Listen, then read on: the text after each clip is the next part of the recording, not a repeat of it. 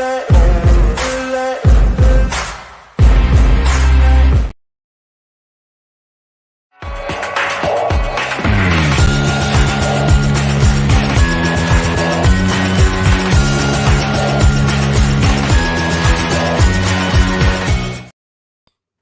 morning and welcome back to Football League World TV.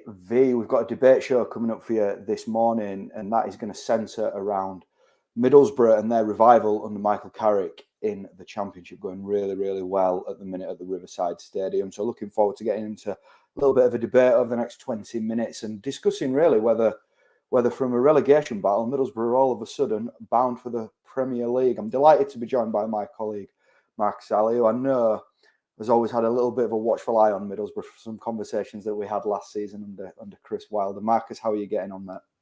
Yeah, really well, thanks. It has been, a little bit of a roller coaster following Middlesbrough over the last year or so, but no, very happy to be back on the channel, for today's show. Good stuff. We're streaming across Facebook, YouTube and Twitter as usual. So any fans joining us from Middlesbrough want to get themselves in the comments, please do. It'd be great to hear your thoughts on Carrick's time at the club so far and what the ambitions can be for this season. Any general EFL fans want to give their thoughts on Borough as well, please do. It'd be as always, it would be great to hear from you.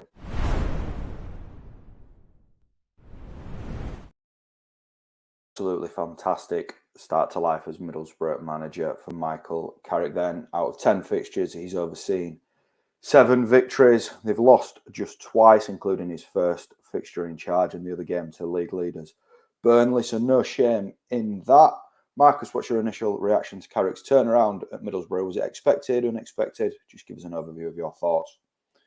Well, I've been surprised to see the extent of how well it's gone in the short term. I was enthused by the appointment. I was encouraged from it. I thought Carrick could be someone that potentially Borough and West Brom were both fighting over to sort of represent a change in direction. And it definitely does look to sort of have caused that. Borough, 7 wins from the first 10, as you mentioned, is far better than I expected. I thought maybe it would have taken some time for the squad to adjust and for him to get his ideas across, having never been a permanent senior manager at least before, and potentially to get Borough pushing in the right direction, sort of leading towards maybe a top half finish as the season progressed, but leading into what's been an unbelievable opening first 10 games. I did not expect it to go this well. Sort of in hindsight, it has been a fairly kind run compared to the fixtures that they've got coming up, which I'm sure we're going to touch on. But I thought it was a good appointment, but I didn't think that Borough would be storming into the playoff places by this point. Yeah, Carrick's first game was a late 2-1 defeat to Preston North End. At that point, they were 21st in the table on 17 points. Today, at the time that we're speaking, the 5th and on 39 points, and there's been a plus 11 swing when it comes to the goal difference. We know that the Championship's a tight division, Marcus, and a couple of wins can really sort of set you flying up the table. A couple of defeats can send you crashing, back down to earth. But how much of an achievement do you think it is, that sort of jump in 15, 16 league places in such a short space of time? It's really impressive, but I'm sort of more on the side that it is just a start. I think if there is some kind of drop off and they end up missing out on the top 6, then all of this will be forgotten. I think in hindsight, the narrative, particularly around Middlesbrough and West Brom, was definitely too harsh. I think obviously their league positions were really poor, but when you look in reality, how many points off the playoffs they were, it wasn't a disaster, and as has been proven in the last couple of months, that it was a recoverable gap.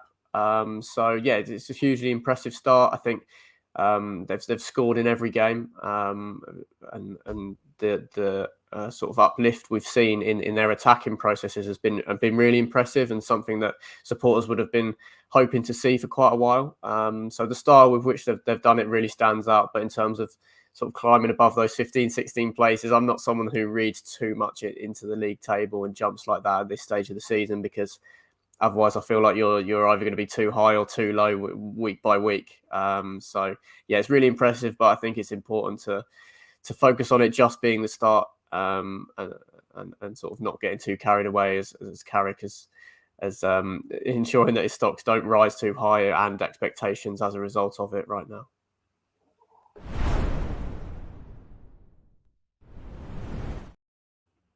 feel like you've led us nicely into this next segment there, Marcus, with that sort of too high, too low stance. There's been wins over Norwich, Blackburn, and Luton, which are good on paper. Their teams fighting in Middlesbrough's section of the table, but there's also been quite routine games against Hull, Wigan, and Blackpool, three of the Championship strugglers at this minute. As I mentioned at the top of the show, they've also lost to Burnley. The harshest test they're probably going to get in the division this season, but they did lose that game. So still work to be done. You've obviously mentioned there about getting too high, too low. Do you think that talking about Middlesbrough in this sort of bound for the Premier League light is maybe getting a touch carried away, given the run of games that Carrick's had, really? In terms of battling out for a place in the Premier League, I wouldn't say so. Looking at top two, yes. But looking at the bookies odds, they're third favourites for promotion. So it is looking to be on the cards if they keep performing the way that they are. It has been a kind run of fixtures, as you mentioned. Two of those three impressive wins coming against Norwich and Blackburn. Blackburn are a team that I still really have no idea how good they are. And Norwich City, a side that have been on the slide quite significantly for the last few months, and Borough's win there kind of came towards the start of that downward trend. Really looking at the run that they've put together, it's the goal scoring that's really impressed me, as I've touched on. They've scored 2 or more goals in 7 of the 10 games, which is a complete change from the sort of turgid football that we're seeing under Wilder at times at the start of the season. Carrick will probably be a little bit disappointed that they've only kept 1 clean sheet in the league so far. Maybe that could be something that comes to peg them back in the next few weeks. But yeah, I am really impressed. I just think it's important to acknowledge that it is only 10 games and there's a lot left in the season. And yeah, there will be some hiccups on the way for Carrick to react to. Yeah, I think it's quite interesting, this next run of fixtures that they've got. Again, 3 really tough games: Millwall, Sunderland and Watford. Again, teams that are in their section of the division. Do you think we're going to sort of learn a little bit more about the longevity of this Middlesbrough sort of revival under Carrick across these next 3 Championship games? I don't know really. Obviously, Millwall and Sunderland, 2 sort of direct rivals in battling for a playoff spot right now. So it'd be interesting to sort of judge them against sides that will want to be in a similar picture to them in the table and will want to stay sort of competing with those clubs as the season progresses. But once again, without sort of sounding like a broken record, I do feel like you shouldn't be focusing too much on the league table right now, because one loss could see Borough fall out of the playoffs, and then instantly sort of supporters' minds change even after the promise that they've shown in these first 10 games. Obviously, if they're dominated by the likes of Millwall and Sunderland and can't really handle them, then you start to think, is this just a transitional season or something like that? But it's not one where I'd want to be too reactive still. I think at this stage of the season, with the points tallies that clubs have around them, I think they should be focusing more on performances as a whole and their processes at this stage of the season, and maybe just look to see where that takes you when the table does finally clear up in maybe the last 2 or 3 months of the season. I think focusing on that could serve them well in the long run. But yeah, certainly given the promise that they've shown, it's going to be fascinating to see how the likes of Gary Rowell and Tony Mowbray approach taking on Borough. Of course, sort of looking to complete a league double over Sunderland in the next couple of weeks as well.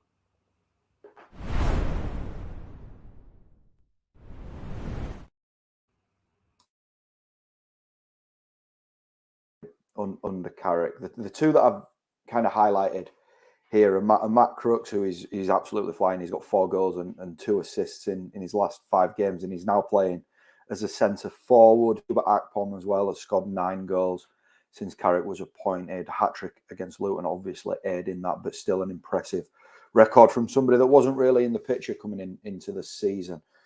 Let's just talk about those 2 first, Max, before we get into who else has impressed you at Middlesbrough. Crooks to start with, what do you think of him in this sort of new striker role? I'm enjoying it. I think it's quite unique to maybe more conventional roles. Looking at a few of his heat maps, before this video, and he is more of an all-round presence. He is sort of floating around and creating spaces in behind for the likes of Force and Akpom to exploit. It's almost making it harder to defend against. But yeah, looking at his frame, he's got that sort of cliche great touch for a big man. So it's not a surprise to see him play further forward. He got 10 goals in the league last season from mainly a number 8 role. So yeah, I think it's something that he could do, but it's also, well, potentially if someone like Cameron Archer comes in, something I can see ending quite soon. But it's almost been a necessity because Crooks hasn't had the playing time that he would have liked over the course of this season so far. So it shows sort of an impressive attitude that he's happy to sort of step up somewhat out of position and really make the most of it. And I think it's caught a few teams by surprise. They may be thinking that it would be easier to defend against than it has been. But for someone that's had such an impressive goal record, sort of regardless of the position that he's been playing in over the course of his career, Carrick deserves a huge amount of credit for giving it a go. What about Akpom then? He's absolutely on fire at the minute, isn't he? Yeah, what a performance so far this season. Probably the biggest surprise in terms of an individual player so far this term. Looked like he had potential when he was coming through at Arsenal in those first few loan spells, but looked like a strange signing for Borough really when they picked him up. I think it was Neil Warnock who brought him in. And heading into the season, everyone was kind of waiting for them to sign strikers, which they did eventually towards the back end of the window. But Akpom's been one of their most consistent performers. He looks potentially in the best shape he's been in his career, and I think that might pay into why he's been available so much, and he's right at the top of the scoring charts. But clearly a player that the Borough are looking to tie down for the future when they wouldn't have been expecting to do so. Potentially someone that most supporters thought would be finding a new permanent destination in the summer. So yeah, he's a real handful, an all-round striker. He's got the pace to challenge opposition and the physicality, can score with both feet and his head. It's been really difficult to defend against Akpom this season. And once again, almost a similarity to Crooks, obviously a completely different profile of player, but someone that, defenders definitely wouldn't have been expecting to be just as hard to play against as he has been so far this term. Anyone else impressing you then? I think one name that springs to mind with me is Ryan Giles, proving to be a bit of an assist machine on the left. Anyone else standing out to you, Marcus? Yeah, there's a few. Absolutely, Giles. I agree with you. Just sneakily climbed up to 7 assists from left back. What a player he is in the Championship. And I kind of like Riley McGree in front of him playing on the left of midfield at the moment. Not really a specialist position, but I think when you have someone like Giles behind you, you almost want to potentially play more of a wide midfielder than a winger who can come inside and leave that space for him to dominate. McGree's really impressed me this season. I wasn't too convinced with his performances at Birmingham, sort of struggled to nail down a first team berth, but looks like a real find for Middlesbrough to pick up. Of course, had a decent World Cup as well. And has come up with some vital goals from midfield at times, and arguably one of their more consistent performers as well, because he was probably a standout during the struggles under Wilder at the start of the season, and has continued in that vein under Michael Carrick. I think supporters must really be enjoying the central midfield partnership between Johnny Howson and Hayden Hackney, kind of a player that's and a crucial leader that's been at the club for such a long time, helping to nurture a newer talent from the academy. There's lots to be excited about at the moment. Obviously, I mentioned they've only kept one league clean sheet so far under Michael Carrick, but I think that centre-back partnership of Darrell Lenihan and Dale Fry does have a lot of potential. There's plenty of players to look out for, potentially some more coming in the next few weeks. But yeah, on an individual basis, there's a lot of players that have stepped up their level since Carrick's walked through the door. You just touched on January there. If Carrick, what do you think he's going to be eyeing, and what do you think he really, really needs in January to just sort of kick on from this really good start? Yeah, depth-wise, I think they're okay. I would look at wide areas to strengthen potentially. Isaiah Jones has been sort of in and out of late, but does stand out as their most dangerous sort of specialist winger, if you could call him that. Outside of him, I don't really see too many. I think you see Duncan Watmore play a lot more centrally now than he did earlier in his career.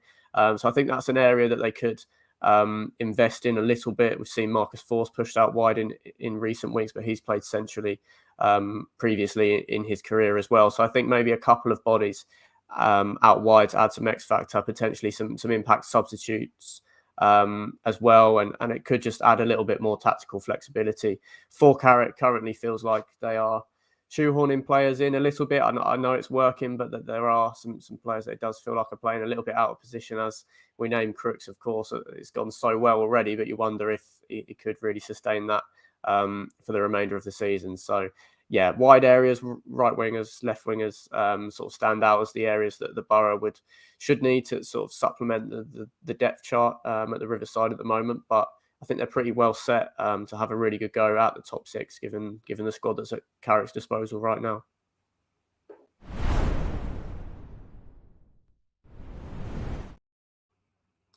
I was debating whether to put this on the plan, but around 12 months ago, me and you had a conversation on this very channel, Marcus, where Chris Wilder had a good start as Middlesbrough boss, and you were quite hot on Middlesbrough sneaking into the top two at Bournemouth's expense in the end, and of course they then missed out on the playoffs. I mean, the division looks a little bit different this year than it did last year, with Burnley and Sheffield United really motoring on. Once bitten, twice shy with regards to top two predictions for Middlesbrough.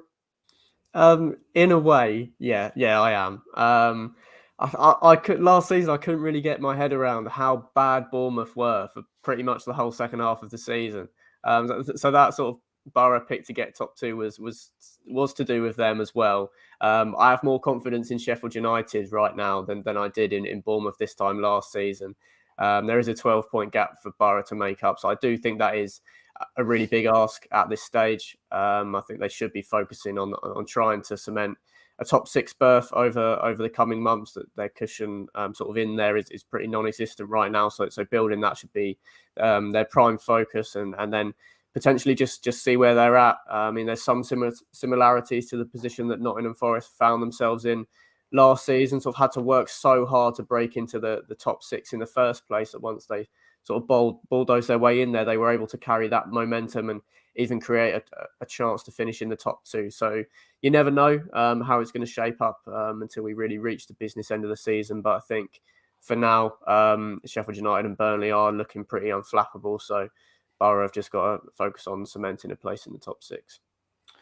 We'll look to wrap things up then and get a conclusion from you here, Marcus. Maybe a little bold prediction as well, like we got last year. But Michael Carrick at Middlesbrough then, whether it's this season, next season, 2.5 seasons time, you think he's got it in him to take Middlesbrough back into the Premier League after what's been a fantastic start?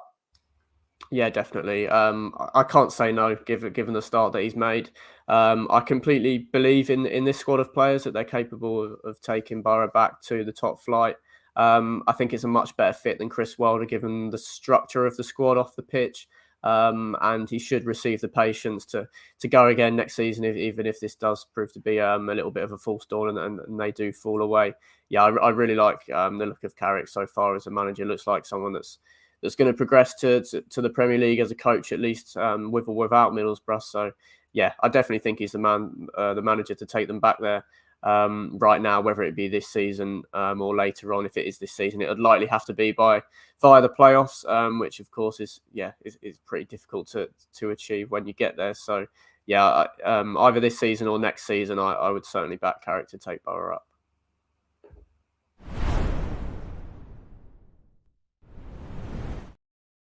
That concludes our look at Middlesbrough and their start to life under Michael Carrick, and whether they are indeed Premier League bound. Thanks as always, Marcus, for your insight there. Some really good points, Phil, that you've made. We'll be back on Football League World TV either later in the week or moving into next week. Of course, the transfer window's underway, so we'll be bringing you all the latest transfer news on the website, and hopefully we'll get some transfer debate shows on here for you as well. So until next time, take care, and we'll see you again soon.